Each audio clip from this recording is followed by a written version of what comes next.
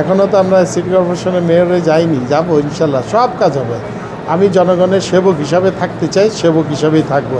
কামনাঙ্গি চক, কোতালি, বংশাল, চকবাজার, লালবাগ এই আসনে জনগণের কাছে আমার একটাই মেসেজ, তারা আমাকে ভোট দিয়ে জয়যুক্ত করেছেন, তাদের পবিত্র ভোটটা আমাকে দিয়েছেন পবিত্র সংসদে যাওয়ার জন্য।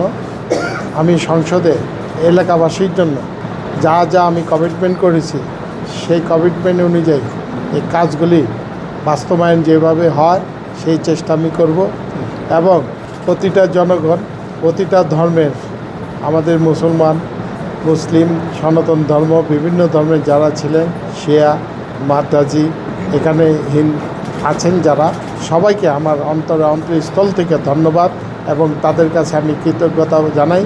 বিশেষ করে আমি দলের ছেলেদেরকে বলতে চাই, তারা বিগত দিনে আমাদের অনেক পরিবার গুম হয়েছে, অনেকে কারা নির্যাতন ভোগ করেছেন এবং ফেরারি ছিলেন, অনেকের সংসার, অনেকের ব্যবসা বাণিজ্য, অনেক কিছু ক্ষতি হয়েছে, অনেকের সাংসারিক জীবন থেকে অনেকে বিচ্ছিন্ন ছিল, কেউ সাজাও খেটেছে, জেলেও ছিল এবং অনেকে ব্যবসা বাণিজ্য নষ্ট হয়েছে, অনেকে চাকরিজীবী যারা ছিল তাদের অনেক দুর্ভোগ হয়েছে জেলখানা যেয়ে।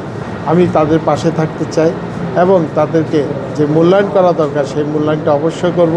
এখনও তো আমরা সিটি কর্পোরেশনের মেয়রে যাইনি, যাবো ইনশাল্লাহ, সব কাজ হবে। আমি জনগণের সেবক হিসাবে থাকতে চাই, সেবক হিসাবেই থাকবো, যেই কয়েকদিন থাকবো সেবক হিসাবে থাকবো। এখানে যারা মুরব্বীরা বসে আছেন দেখতেছেন, আমি আলেম সমাজ সবাইকে সম্মান করি। এই যে মুরব্বীরা, এই মুরব্বীরা আমার জন্য অনেক কাজ করেছেন। আপনারা জানেন শক্ত একটা দল ছিল, তারা গোপনে গোপনে এই 17 বছর 20 বছর তারা কিন্তু আওয়ামী লীগের সাথে মিশে কিন্তু তারা প্রতিষ্ঠিত হয়েছে। আজকে এত ভোটে ব্যবধান থাকার কথা না, তারা কিন্তু গোপনে গোপনে গোপনে ছিল, তারা ইস্টাবলিশ হয়েছে।